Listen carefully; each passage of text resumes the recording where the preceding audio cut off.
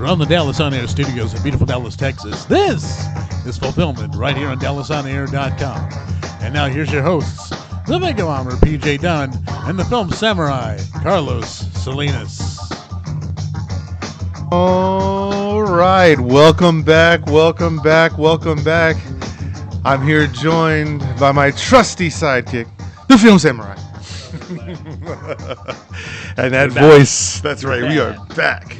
We're mad. And that voice you heard earlier is the man behind the screen. That is Kazak. All right. Welcome back to the studio. That's right. We're live. We're in the studio. This is not Zoom. And those lost episodes of Zoom, those Zoom ones that we did, we're going to call the lost episodes. Those will be out shortly, but this is coming out soon. So what are we talking about today? Today, we're talking about Memorial Day weekend. And real fast, Carlos and Kazak, you guys have anybody that's in the military that's in your family? My son was in the Marines, but he's out now. Not really a lot of relatives that were in the military, but I respect those guys. Absolutely. For sure. Yeah, my nephew, who is currently serving in the Marine Corps, he's an instructor out at, I believe he just transferred to 29 Palms. So we thank him for his service. Also, my cousin Jeremy, retired Army. Like I said, we're grateful to those guys for doing what they do. So we thank them for their service. And obviously, it's not Veteran Day. This is a day to remember those who've lost. So, like I said, to the friends and family of all those who've lost someone in the military, we thank them for their service too. That's right. And I do. I come from a military family. My father and my uncle are both Army. And my second brother, the middle brother, he's the Air Force. So he's honorably discharged from the Air Force. So I do have military in the family. And so this actually goes well with what we're going to talk about today, because we are going to talk about the most watchable war films. And so you're going to get three different perspectives today. You'll get Kazak's perspective, you'll get the film samurai's perspective, and of course the Vegabomber's perspective. So as you get a chance and as you hear these, feel free to comment below and let us know which are your favorite war movies to like. Now, just to give you a quick heads up before we jump into the first part, which is just seen it today, I will say that everyone knows that Saving Private Ryan is one of the best. So if you don't see it on any one of our lists today, don't go, what? How did they miss that film? No, it's almost a given. Yeah. That Saving Private Ryan, and amongst others, Yes, are some of the greats. But in the meantime, let's go to our first segment today, and that is Just Seen It, where we get to tell you what we've recently been watching either on a streaming service or in the theater, but we know right now it ain't the theater, so it's mostly streaming service, and we're going to kick it off with the film Samurai. Alrighty, let's do it. I'm only going to list a couple that watched this week. The first one, I kind of really regret this one. Uh-oh. As well you should. The only reason I watched this was because Imogen Poots is in it. And I love Imogen Poots. She is a awesome. Beautiful actress. And Yes. I love her name. Imogen Poots is the greatest actress name ever. Mm-hmm. She's in this movie. Black Christmas. Rented it on Redbox. Yeah, waste of money. Directed by Sophia Takal, and it's nothing like the other good Black Christmas movies. There's been a couple of other ones.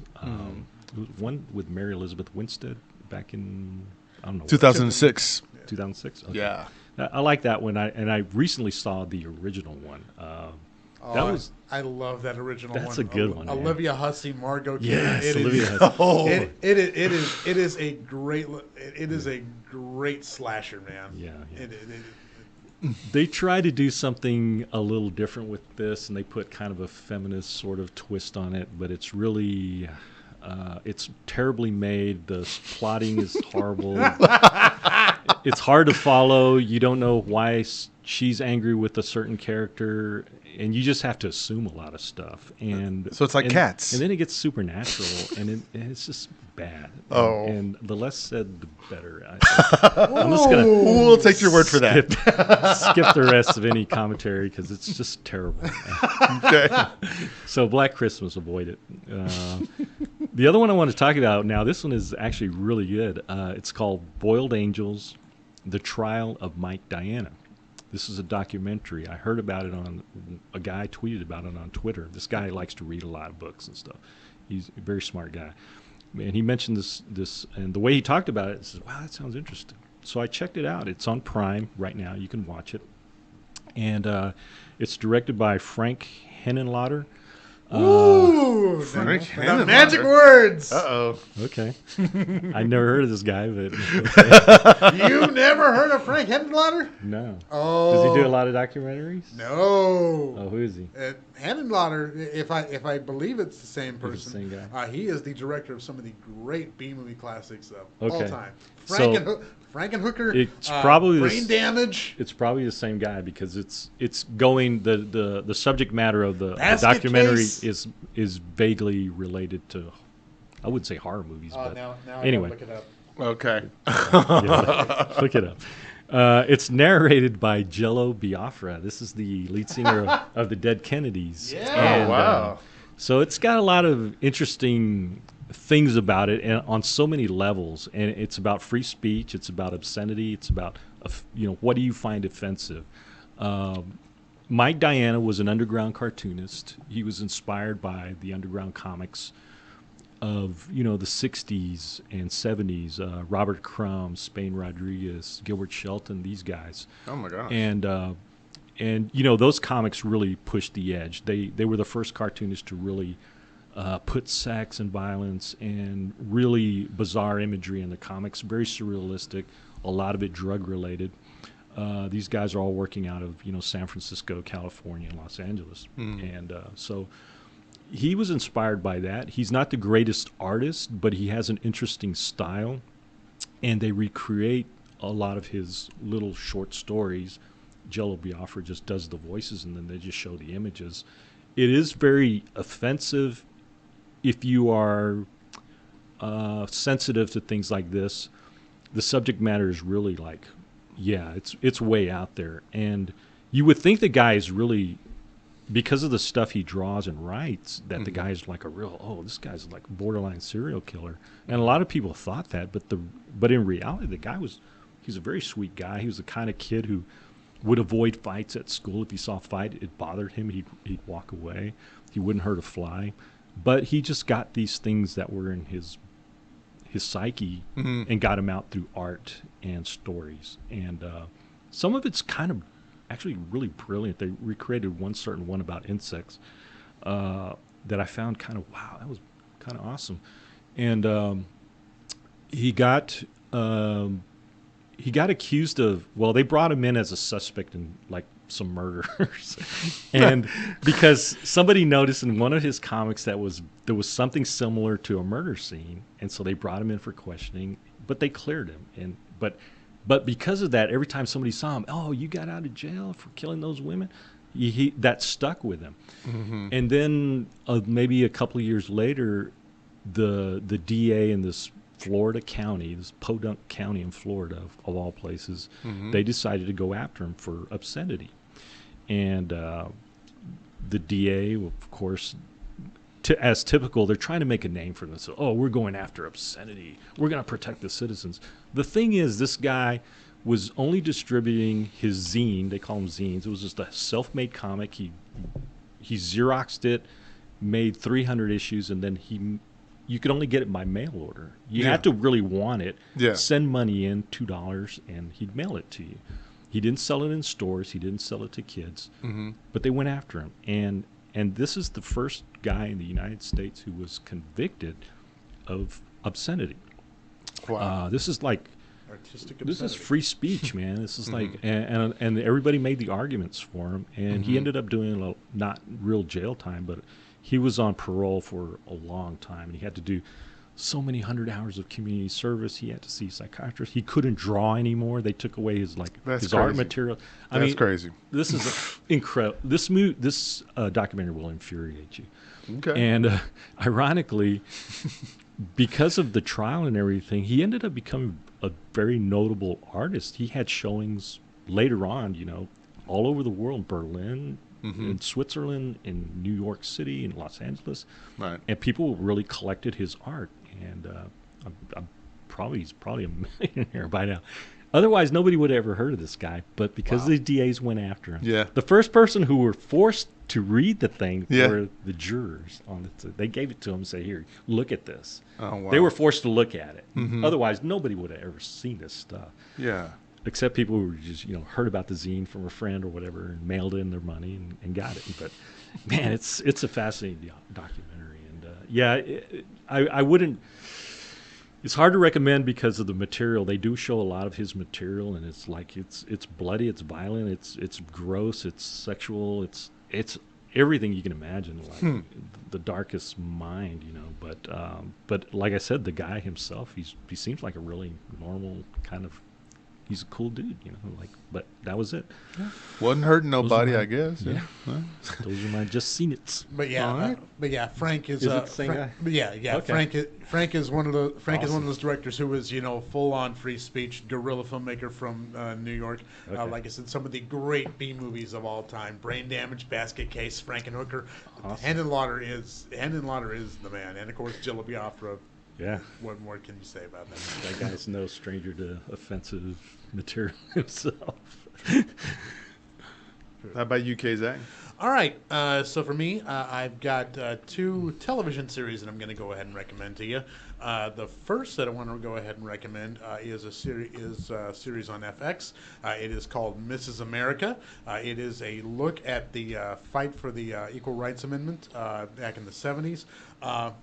The dialogue is a little overdrawn, but the acting is fantastic. Kate Blanchett as Phyllis Schlafly, Rose Byrne as Gloria Steinem. You've got Uzo Aduba, a.k.a. Crazy Eyes from Orange is the New Black, as Shirley Chisholm. Just these great icons of the 70s. Nice. Bringing this story and this political fight to life. The acting is phenomenal in this film. The whole cast is just on stellar. And again, it's a really kind of great look at what women were going through in the 70s, the issues, and again you're getting kind of 2 sides to the story. It's not necessarily a good versus evil, it's this side versus that side. You're getting a little overwrought dialogue, but it's still really good dialogue. And of course, Kate Blanchett is phenomenal as this iconic woman in the 70s who really just kind of was the female voice of the conservative movement. Who actually Jello had run-ins with this woman, Phyllis. Okay. Really? Her organization, Focus on the Family, just really was proponents of censorship and conservative thought and things like that. She's dangerous as hell, but good God, she's a shark. But anyway, Mrs. America just takes a really great look at this period of time where women were fighting for their voice and their equality. So super check out. The other series that I've been watching on FX is of course season 2, and it just got re-signed for season 3, and that is What We Do in the Shadows. Oh my God, it is still the funniest thing on television. Again, you've got a great cast: Matt Berry, just everyone in this series is just amazing comic timing.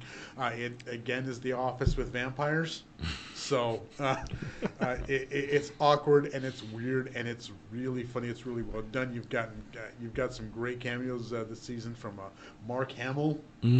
Oh my God! Okay. I can't speak highly enough of this series just because it is so awkward and funny and just. The timing on it is amazing. The special effects are just weird enough to be enjoyable. And again, it's a vampire show and it's a really great comedy. Nice.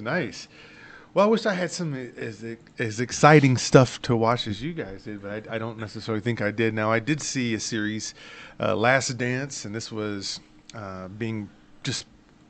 being advertised everywhere on ESPN. It was coming on Sundays. All those sports shows here on the network have been talking about it. That's all they've been doing. And so I did get to watch it. I had to watch it. I'm not a big basketball fan. I'm always a big NFL football fan over basketball, but I do like Jordan. I think he's great. I don't put him on a pedestal like some people do, and I don't buy his $800 sneakers or anything like that, But I can admire greatness in what he did. And so I did watch it. It's basically just a documentary surrounding those championship Bulls teams and just the stuff that is kind of interesting going on behind the scenes, like how Scottie Pippen that whole time got just robbed on his contract. You know, in terms of what he got paid, it's criminal versus what athletes are getting paid. And he just comes from this small town, and he tried to hold out, but he just didn't know how to leverage that. So you have that. You have an owner that wanted to split up the team, even though after they had been winning, because they wanted to separate the coach because he didn't like the coach as much. And then Jordan was all like, well, if you're going to get rid of Phil, then I'm not going to be here either then. And so you have all this stuff. And then you find out who Jordan really didn't like for real on these other teams, like, Isaiah Thomas from the Detroit Pistons at the time. And that there really was a brouhaha there between them. So it wasn't fake. And then another piece of it would be just looking at Jordan and how he was. Like, everybody loves the guy flying in there, dunking the tongue. He has all the commercials and TVs. But to be playing there with him, the dude was an absolute drill sergeant to people. And some people argue, yeah, but that's what it takes to be great. And so I thought they could have really explored that. That could have been its own movie, exploring when are you just being a straight up a-hole, and you're using that to excuse it because of your perfectionism, because you want to play that way. And no one can keep up sustain that level of heightened performance for so long. And so Jordan, though, I feel like while he was great for it, you got to see the other side of it. Yeah, he was really good, but look at how he treated people. And those guys now, because they won all the rings, will tell you, hey, it was okay. It was just a guy being passionate about winning. Our game. But at the same time, you can ask the question, how many people would really work for, like, say, a boss who was like that? Who was just on you every day. Hey, you can get those TPS reports out a lot faster than what you did. Hey, you could do it, right? And so you can see where that would just grind on people if you weren't Jordan. And then imagine people who think they are as good as Jordan thinking they can talk to you like that. So you can see how you could ruin a whole, like, an organizational management style of a team, any company, if you have a bunch of people who think they're Jordan. But it's interesting. I would say it's a watch. If you don't like basketball, you probably won't care about it, and you won't know why these certain rivalries were big. If you do, and you were watching it during that time, you'll appreciate it. Or if you're just a big Michael Jordan fan, you'll appreciate seeing this other side of Mike that you don't really see as much. And then the other thing I saw, this was on TV, so it was just something to watch. It was Forrest Gump on TV, so it had been edited and modified to fit the TV, stuff. And I'll say that movie is still delightful. It's still fun. It's still Tom Hanks. He's still kicking butt. Great sound. Great soundtrack too. Yes. This is what I say about the film, and I say this to people who ask, this movie is everything you should hate about American filmmaking. It is everything you should hate about it, but it is everything that America loves about American filmmaking. Because it is the great American film, but if you love film, you hate this movie. Yeah. Because, again, it's just everything is timed perfectly. Everything is just kind of bastardized. And it is every trope pulling at your heartstrings, every single one of them. It's everything you hate about American filmmaking. And yet, there it is. It is an American classic. Well, I can say that's true. And to speak to that, the one thing that really is the most flagrant to me, Film Samurai, is the product placement. Oh my God. Nike, this. I mean, Apple, it was just like so. They didn't even try to make it. Like, I think it was some of it was clever. Okay, he got super rich because he bought Apple stock when it was like nothing, right? Yeah, that's pretty clever. Yeah, to throw Apple in there. Yes. But in a way where it actually is effective, he becomes super rich because he had Apple stock. Yes. The Nike was a little much, But oh my gosh. Yeah, they had to throw that stuff in there. Yeah. So I mean, it was again, Lieutenant it doesn't Dan destroy is it. like Yeah, so great. Gary Sinise, yeah, that's one of his favorite. One of my favorite roles of him when I watch him do anything is certainly that one. So he played that role well. So it was good. Forrest Gump, still fun, still get a good laugh out of it. And Tom Hanks, you still just go, man, how young was he? When you look at him now compared to then. So yeah, everything you're supposed to like about this film. And that's what you should hate about American films. It's just every single trope, the racial relationship, the terrible love story, that just yeah. It works though. Zemeckis is brilliant. Yeah, it's an infinitely watchable film, but it is such everything you should hate about American films. So, ladies and gentlemen, that is what we've recently just seen in the last couple of weeks. So now, let us move into our next phase of the show today, which is actually the main reason why we're here today. We're our main topic. We're about to get on topic. We're going to talk about now the most watchable war movies. Now, there are tons of them. There are more World War II than any of the rest, than World War I, Civil War, and these other things. But we're going to talk about the ones that are the most watchable. Maybe you might watch because it's Memorial Day weekend and you got tomorrow off as well. So we're going to start with the Film Samurai. All right, let's do it. I'll go 3, 2, 1. Gotcha. My first one is I picked a fairly recent one, and yeah, a lot of people seem to hate this movie, but I found it kind of, I don't know, it was very gritty for a war movie. You know, you don't really see war movies that show the real gore of film. You know, the bodies, the tearing apart. You know, bodies in the mud where a tank just rolls over it. This is a movie, the 2014 David Ayer film called Fury, starring Brad Pitt. It's a great cast: Brad Pitt, Logan Lerman, Shia LaBeouf, Michael Pena, John Bernthal. Punisher. This is a tank crew, right? Yeah, Punisher. Logan Lerman is the newest member of this tank crew, and he's introduced in the film. He has to clean up the mess of the guy he's replacing in the tank crew, which is there's still brains all over, splattered all over the seat that he has to sit in.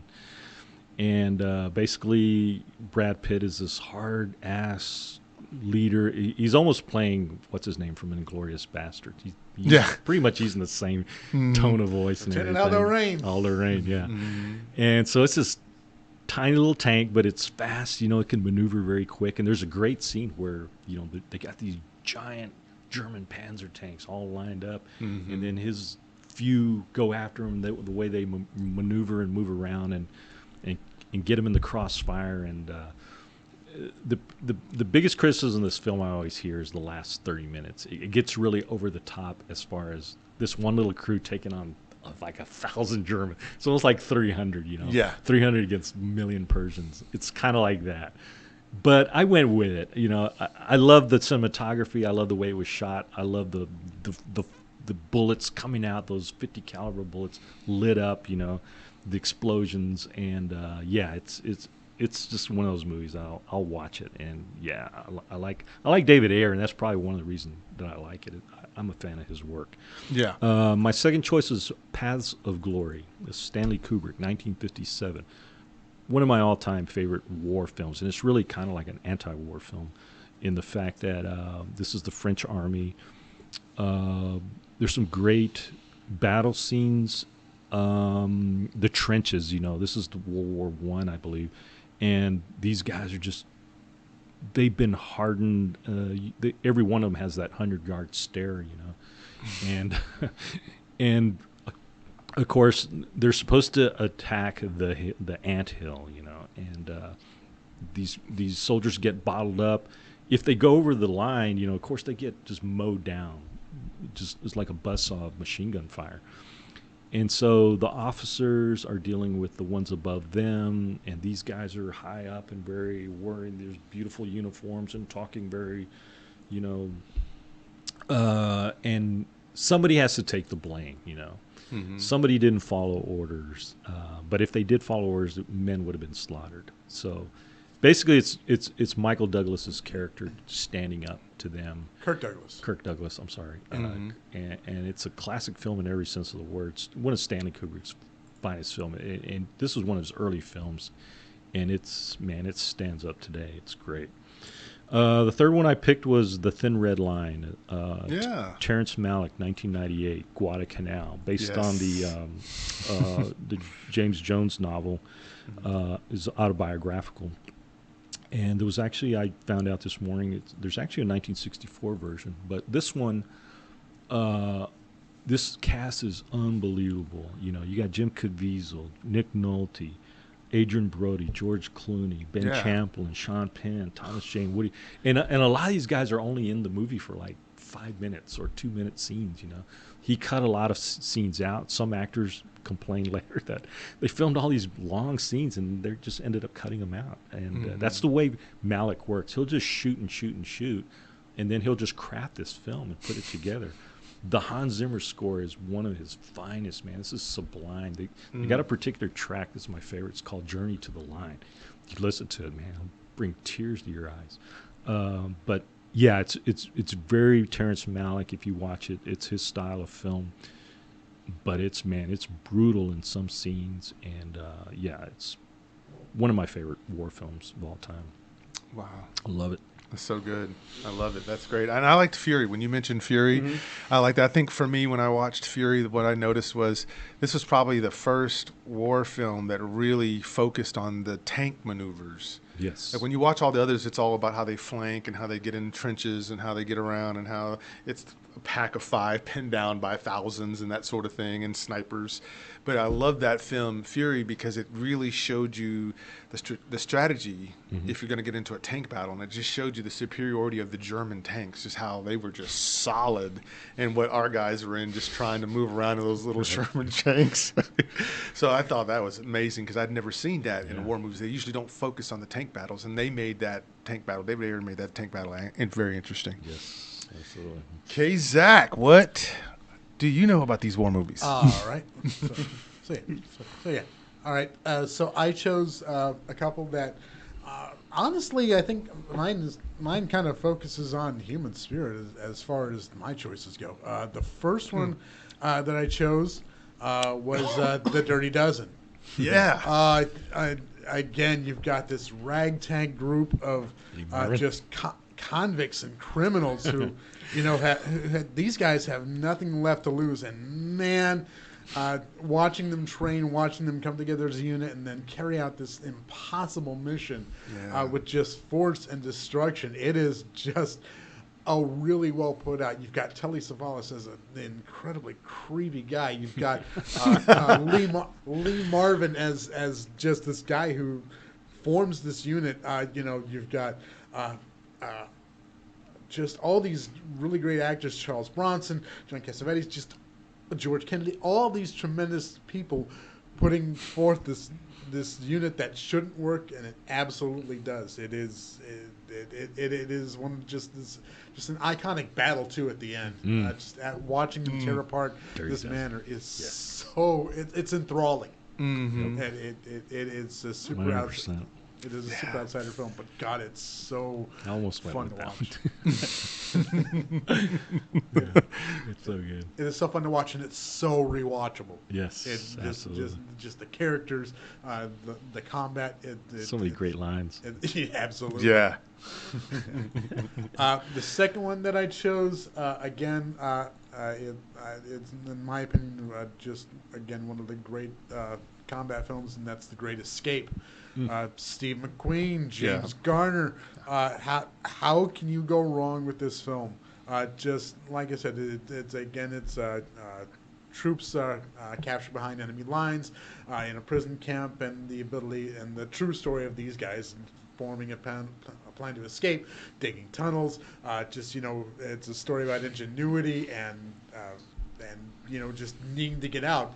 Watching again these units of soldiers who unify to get out from behind enemy lines, and just watching again the great American spirit, unwilling to be broken, just getting out of this Nazi prison camp.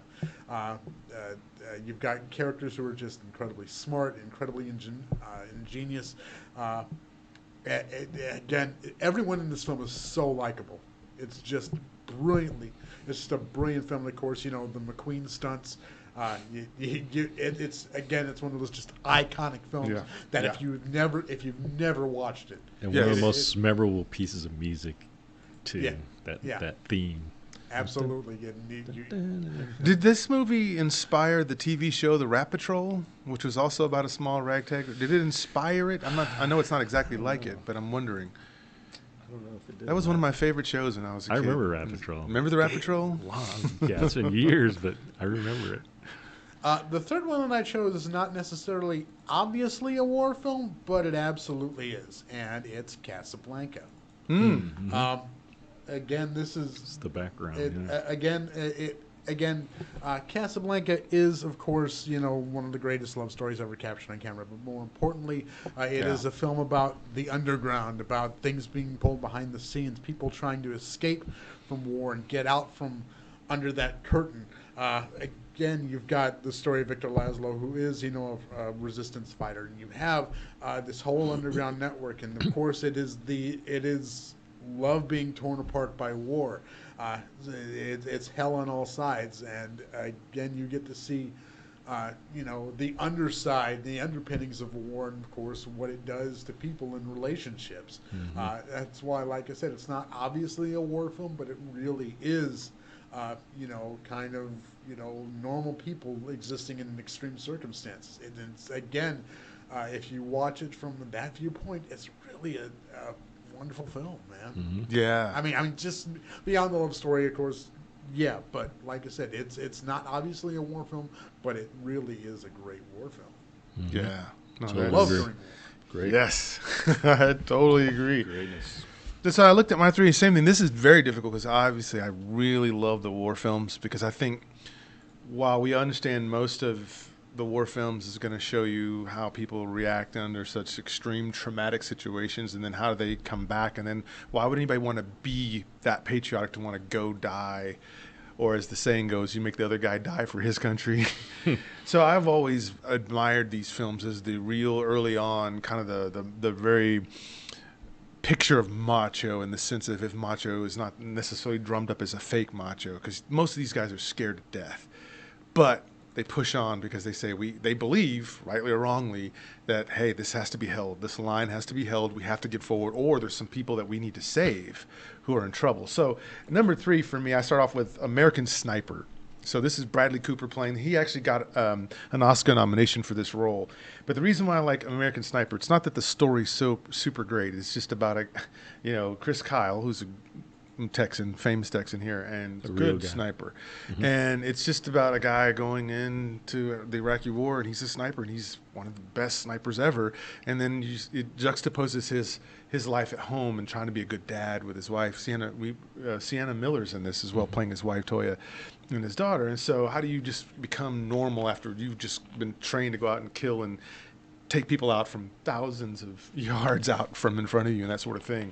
But what I loved about this, what sets this apart and why this makes the list, is the sound editing and the actual screenplay. So when you're trying to show a sniper and you're trying to show him shooting long distance, that sound is very important, because they don't hear it and they get taken out. But you got to show. But if you in the movie, if you film that and it makes no sound, it doesn't look right if somebody just falls over. So the idea that they have to capture the sound right, what it sounds like from his perspective. And then by the time it shows up on the other guy, you don't hear the sound at all. You just see, and the person's over. So, and it actually got nominated for that as well with the Oscars. So the sound mixing was great, and the film editing here was great. And I just love how they helped you see what a sniper sees. And then just understanding that just a little degree off, and with wind blowing just enough, is still enough to, even with a fast bullet, to move it off a target and hit a wall. Yeah, I hated the criticism that this film got, because they said it glorifies, military and snipers and stuff. It didn't glorify it at all. No. In fact, he hated it. He didn't really. I mean, he was trained to do it, and he was the best at it. But his ultimate goal was to protect his guys from the enemy. That's was all he wanted to do. That's it. He was always high in a perch. He'd watch them. He'd make sure they didn't get killed. He wasn't there just to shoot people in the head. Yeah. So I couldn't stand that criticism. It just nauseated me.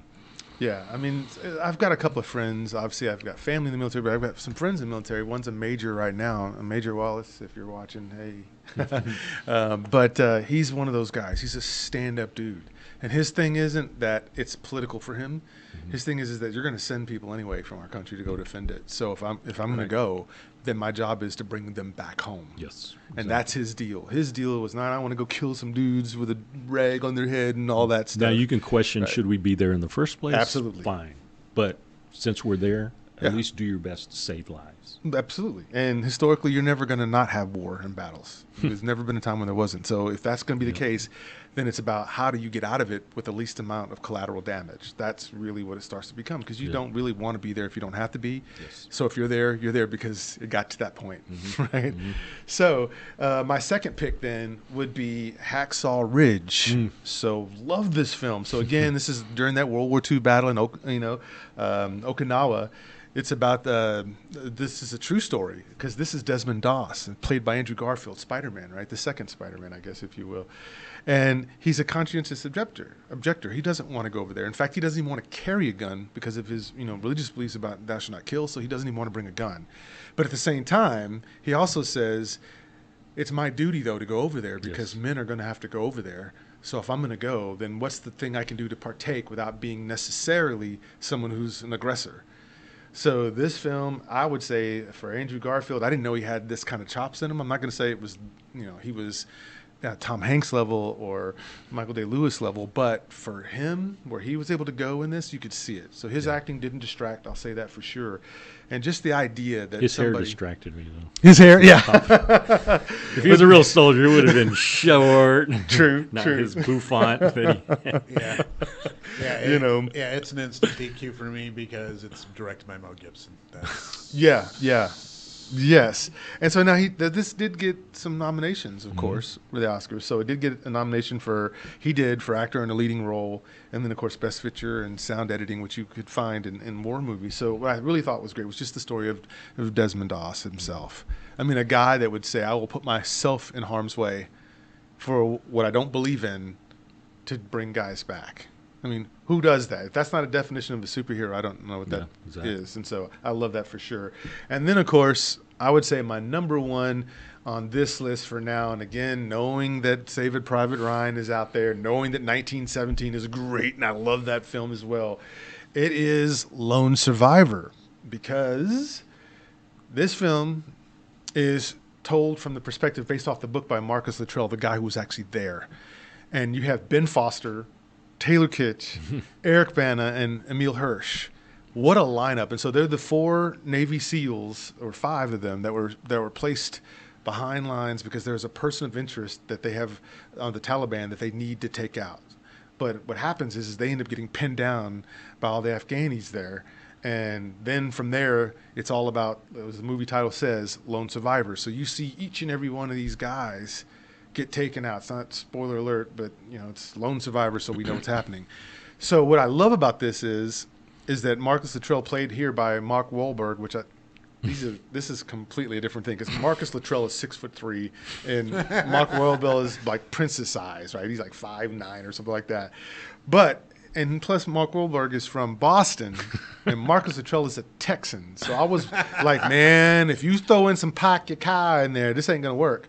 But I have to say, Wahlberg did enough. He gets across. His performance is, while it may not be the most noteworthy of all types, it does get you across. It doesn't distract or take away from it.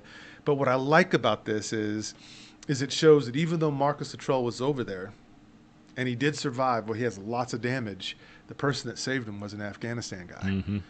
And the fact that guy still sees him today, will fly over here, and they still hang out in his ranch in Texas to this very day. They're good friends. And so I like the idea that even though he had to go over there on mission, the Navy SEALs team going in to go do a specific mission, Operation Red Wings, it wasn't about hate for him. That guy saved him. I read the book. Did you read the book? The book is really very detailed about all that stuff. Yes. Yeah, it's really good. And so you like it. You like to see things like when people are just caught on both sides. Like, hey, we're here. We just have to play a role, and hopefully we can be humans to each other. So what you see in this film is this guy.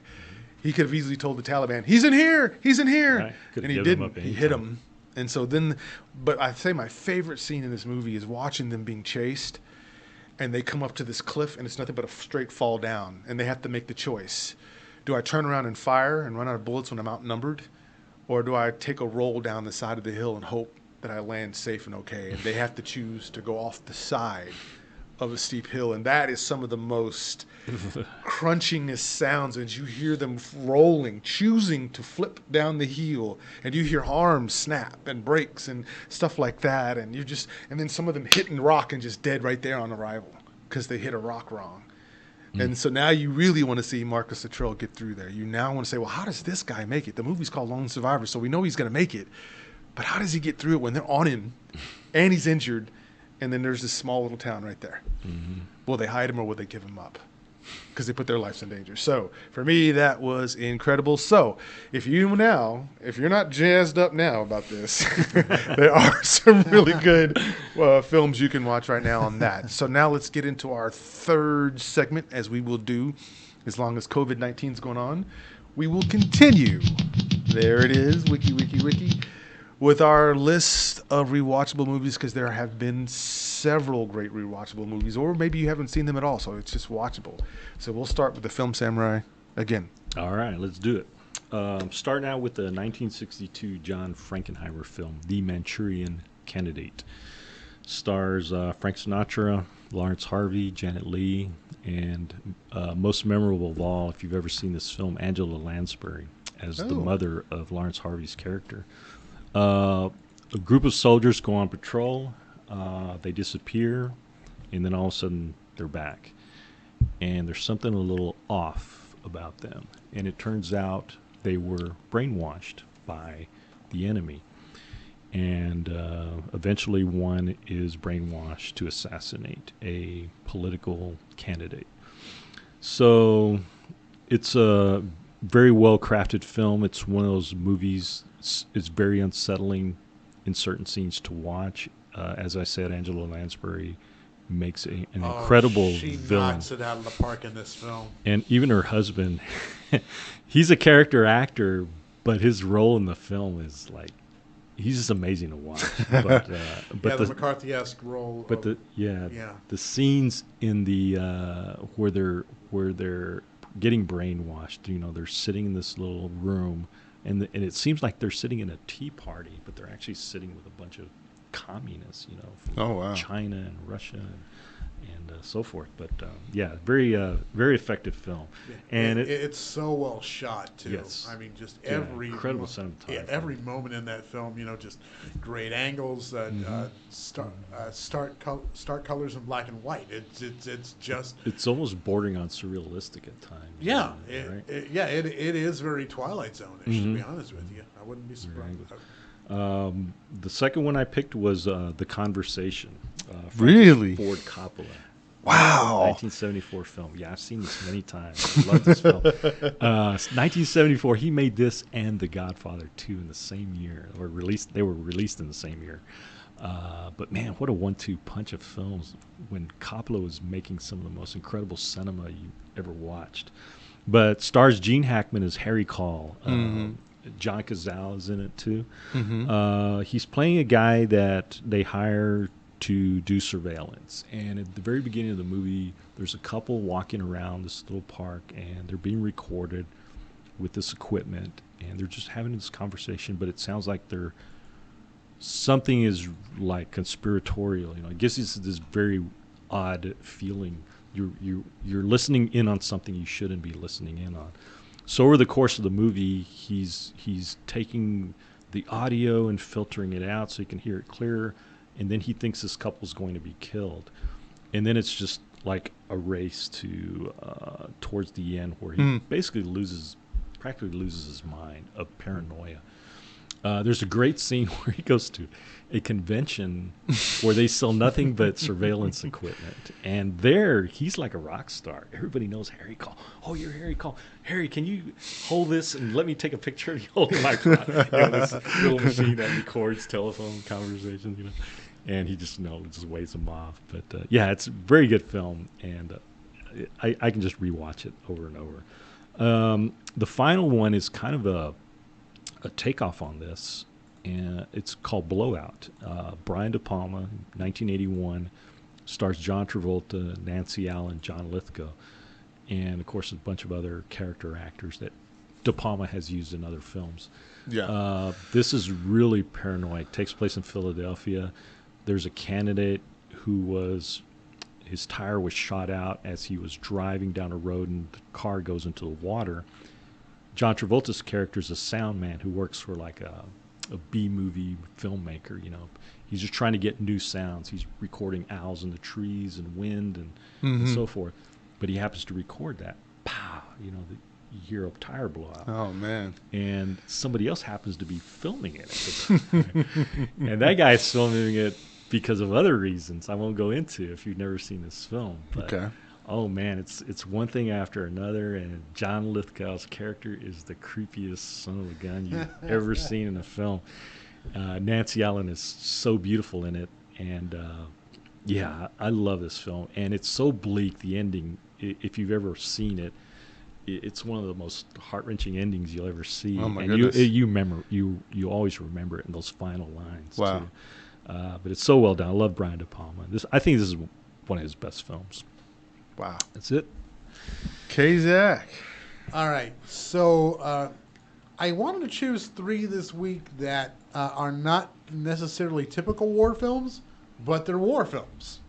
Because going into theme, I thought it was kind of an interesting way to go to look back. The first one that I'll throw in on there is Rogue One. This was a Star Wars film that was not designed for kids. This was the marketing was not for kids. Totally. There weren't toys. There were toys, obviously, but there weren't. Yeah. But it wasn't pushed out. It is a war film. It focuses on sacrifice and watching a ragtag regiment, trying to tear down the Empire against impossible odds. It's really well done. These characters aren't going to make it.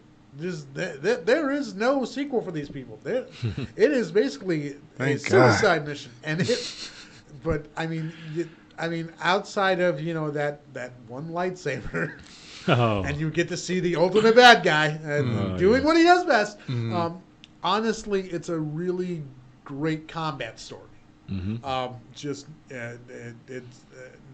There is no happy ending. There is basically only war, and it really it's brutal, but it's really well done brutality. That shows every side, and you hate the bad guys, you cheer for the good guys, but there is no hope for the good guys in this one. And when you watch those scenes where these characters that you've been following throughout the whole thing are done. Yeah, they're done, and it's heart-wrenching. Yeah, and it's heart-wrenching over a droid, for fuck's sake. Absolutely. K2SO. I cared the most about him than all the characters in it. But to that point, I do love that, and I appreciate what I appreciate about Rogue One is it was the best movie out of all these newer ones that were released, as far as I'm concerned. My only struggle with it is just the first couple acts I felt like moved around a little slow from basically what I knew, but that third act is flawless, and I love how out of all the movies, Carlos. Out of all the new ones, it's the only one that actually boots up to the original trilogy, right? Like all the other movies, episode 7, 8, and 9 don't even seem to have much of a connection to episode 7. But this movie has a great connection, Rogue One, to episode 4. I mean, it butts up perfectly. Goes right into it. Absolutely. So I love that. Yeah. The second one that I chose is, again, before there was 300, before there was Escape from New York, there was The Warriors. Yes. Are there Walter Hill's classic, and again, it is a small regiment trying to make their way home against impossible odds. 100 other gangs. The film looks like it was made for $12. But it's the best $12 ever spent. By the way, my wife hates this film. She absolutely hates it. But just everything is over the top in this film. But the violence, the acting, the plot lines, the story, the music, everything in it is over the top, and all of it works. Ajax, my favorite character. Hello. Yeah, what was it, Michael Pera or something like that? Mm-hmm. Did I get the right image for that? Yes, you did. Yeah. Just again, the great journey across New York. As gangs try to kill this one group, and just them trying to get home. Again, it's that great Greek tragedy, but it's so much fun. And it's if you like the gang stories, if you like gritty New York movies, this is obviously the iconic one because it's just so much fun. That watch. opening scene where they're shooting all this stuff in the subways and the guys and that electronic score. I think it's Barry DeVore. Right. I bought that album, man. I just wanted to hear that over and over again. I loved it. Yeah. And then that Joe Walsh at the very end, the closing credits. And what I really enjoyed was when I first got introduced to the film, because like I said, it wasn't one that was on my radar until like much later. But getting to watch kind of Walter Hill's kind of cut of it. Because he's adding in, some information. I didn't like that one. The director's cut. You liked it? I did because made it very comic booky with the wipes and stuff. I was okay with that. I actually kind of liked the way they did it. I thought it was well done. I mean, it wasn't necessary for the film, right? But it added, I think, kind of a new depth and image to it that I thought was fun. And again, like adds in the whole. It adds to the kind of Greek tragedy. Yes, the Greek war. It was story. based on like the Odyssey, basically. Right?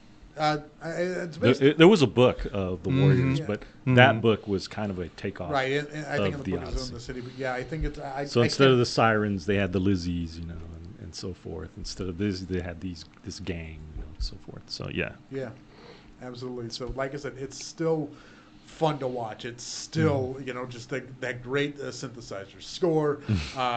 Again, just, and of course, it looks like it was filmed for $12. The greatest on scene is street. the orphans scene when they show they're walking through the orphans' turf. This Oh. guy comes out with that very deep voice. What y'all doing there? Oh, And then wow. here comes Deborah Van Valkenburg. Buck, buck, buck, buck, buck. Oh my God! What an entrance! Oh, but what about the bus chasing down the guys? Just they're gonna die. Yeah, and they run up the stairs to get on and Ajax gives them the finger at the last second. Yeah, So good. Yeah, every minute of the movie's tense, but it's so good. Yes. So, my Yes. God. So yeah, and of course, just all these weird gangs and things like that. Watching that scene, where you have Cleon, preaching to the choir, and yeah, it's David just Patrick so Kelly's great. Luther, man. That dude is like he's psychopath, sociopath, whatever you want to call him. Goes up that candy store. He's talking to somebody you had no idea who he's talking to. He's like, yeah, they think the Warriors did it. Oh, and it's like, Oh, he's so great in the film. oh, and that man. scream he lets out at the very end on the beach. Yeah. Oh, there's so many great. I'm gonna watch that.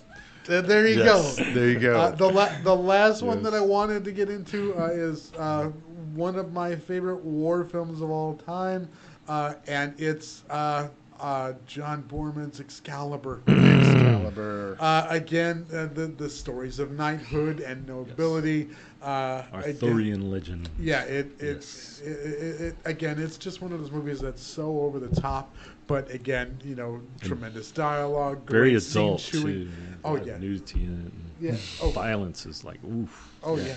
Oh yeah, yeah. All the The violence. costuming just- those the armor that they had and yeah, this is like John Borman. Yeah, That's got to be his great work, his opus. Yeah, it is so overwrought, so full of scene chewing. Yes. Every bit of dialogue, but you know what? It works. It's fun. It is it is one of the great iconic sword and sorcery classics of the '80s.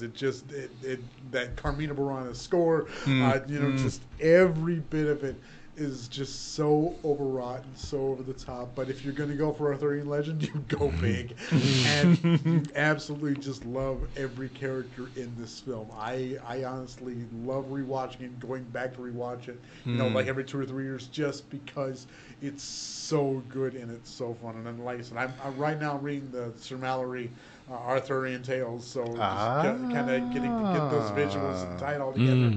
It's just been terrific. And if you go to watch Monty Python, The Holy Grail, you get to see all the inside jokes. Like, okay, I get where this comes from. So like I said, it's kind of one of those foundational films. If you dig, sword and sorcery combat, it's a great war film. Yes, I couldn't disagree with you and be honest. Well, I got 3 for you folks to take a good look at as well right now. And I had to go through different gyrations in my mind, if you will, to think, okay, what I could talk about so many different things here, but I decided to go with what I've been feeling the most about. So I'll start with the bottom, 3, 2, 1, and go up. That first film is Good Will Hunting. Now, the reason why I picked this film is for several reasons. Number one, it's one of the best screenplays out there, and it won an Oscar for screenplay. Damon and Affleck. Damon and Affleck. This is directed by Gus Van Sant, right? This is in 1997 when this film came out. It's about 2 hours long, really. And what's interesting is Robin Williams also wins an Oscar for Best Supporting Role, and I will say that's why I picked this film mostly, because I miss Robin Williams. The genius, the brilliance, the be able to just come off the top of the head. And he was really a genius, I think this guy was. Oh, yeah. His comedic No timing. question.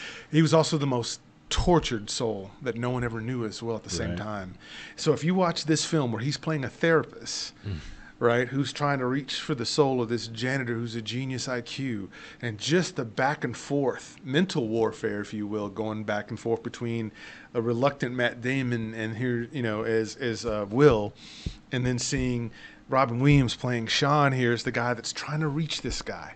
And again, great moments, like the line, "I'm going to go see about a girl," right? And they talk about that whole relationship, and just watching Matt Damon or Will eventually go from I'm going to do everything I can to try to make fun of my therapist to become on the same team with the therapist, which actually happens a lot. So as I do coaching, that's a lot of times you get a lot of pushback first, but once you get past the pushback, what you find is that they'll eventually will let their hair down, and when they do, then a real bond can happen. And then whenever you see somebody who's receptive, who before wasn't receptive to anything you had to say, that's amazing. We pay people to be influencers. And so in this case, Robin Williams, a guy with all what we know now, the psychological problems, playing a therapist, and got that was foreshadowing for how great Robin Williams is. So yeah, Tom, a lot of the girls might want to see it for Ben Affleck and Matt Damon, but don't miss what Robin Williams is doing here. This, to me, is right there with Dead Poets Society and Good Morning Vietnam in terms of his performances. And it's such a great film about relationships too, man. Yes. I mean, just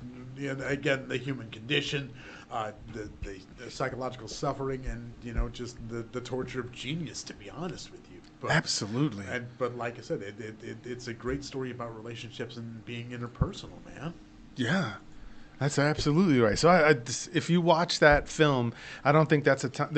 There's never been a time I said when it was on, I went, not this time. Almost every time one of the major networks decides to put it on, I'll watch it because I know it just pays you back in spades, and it feels great at the end of it. My second movie had to go with the Western here because I love the Westerns. When I'm talking about war, I like Westerns.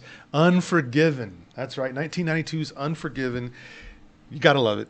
Just a good old gunslinger, Clint Eastwood, and his partner, Morgan Freeman. Mm-hmm. And by the way, this is a great cast here because you also have Richard Harris as well. Oh, my God. And Gene Hackman are in this. And so it's just about these guys going bounty hunting in a town called Old Whiskey. Or Big Whiskey, yeah. And so this was released, like I said, in 92.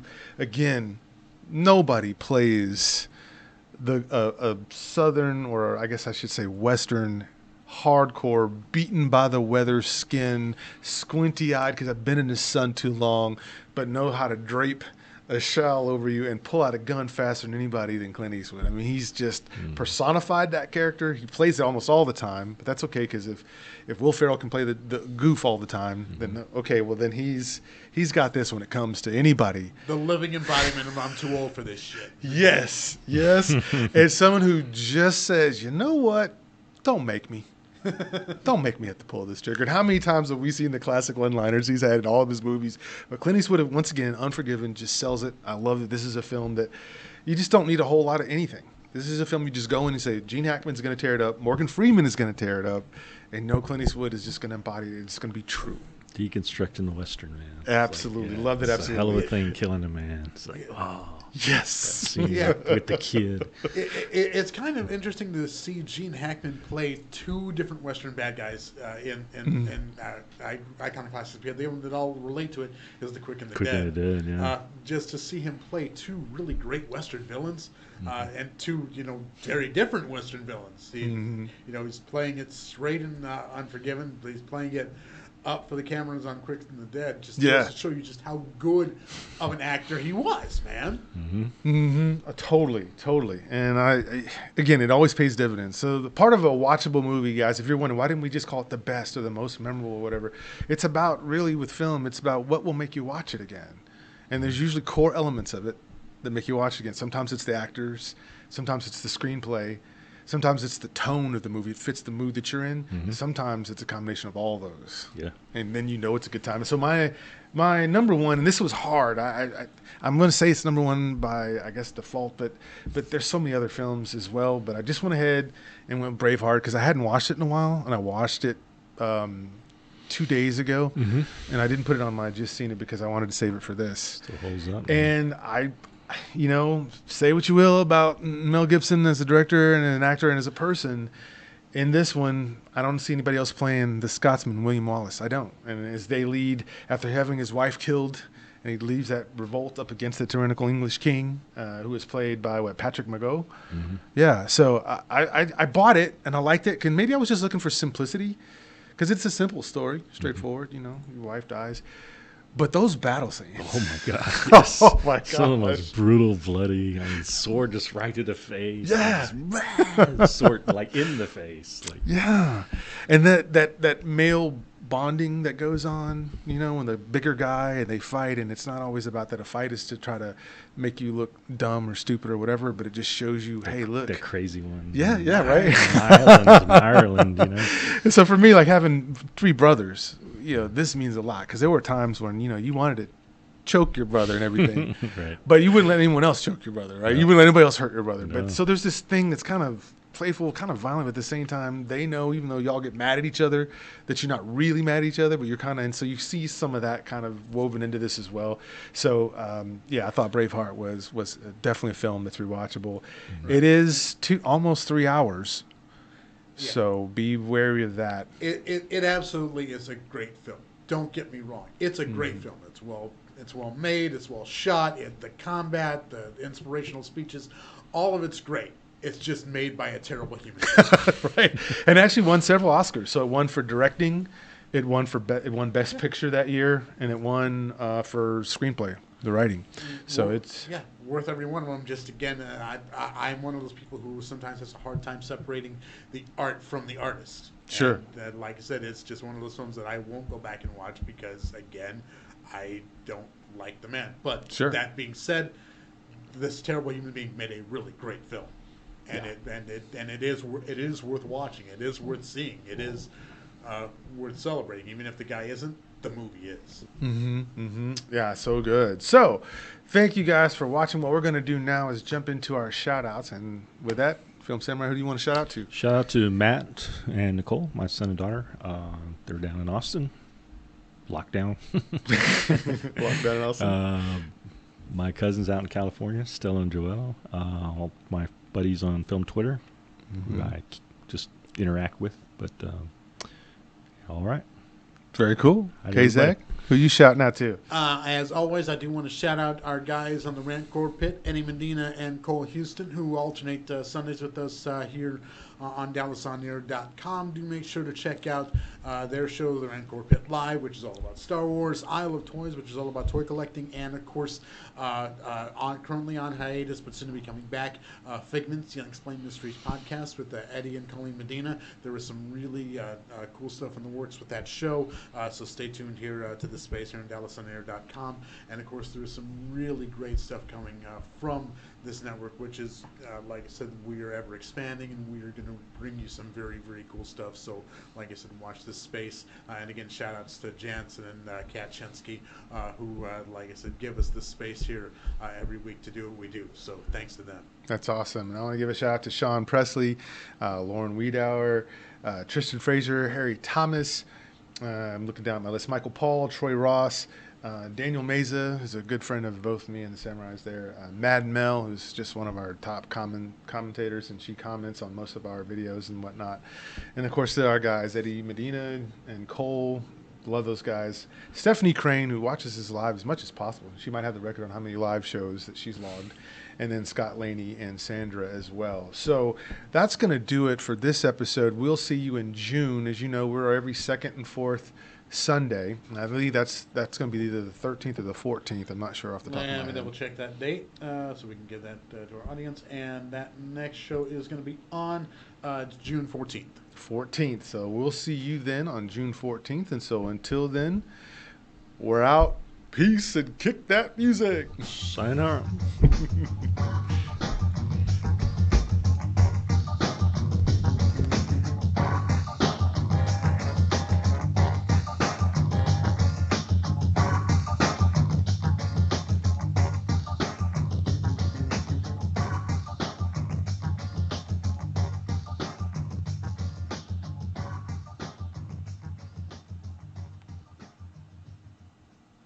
This is DallasOnAir.com.